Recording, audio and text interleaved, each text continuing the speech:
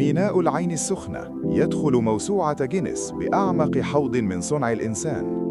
في إنجاز عالمي يؤكد مكانة مصر اللوجستية، أعلن ميناء العين السخنة دخوله رسمياً موسوعة جينيس للأرقام القياسية.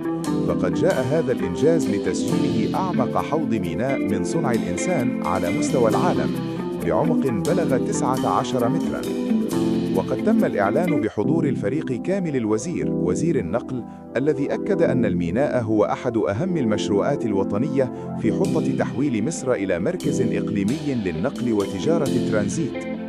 الميناء فريد من نوعه، إذ أنشئ بالكامل على اليابسة ويضم 23 كيلو متراً من الأرصفة.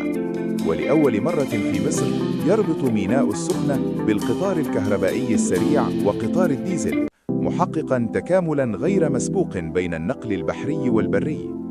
هذا المشروع هو مكون رئيسي في الممر اللوجستي السخنة الدخيلة، والذي يهدف إلى الربط المباشر بين البحر الأحمر والمتوسط.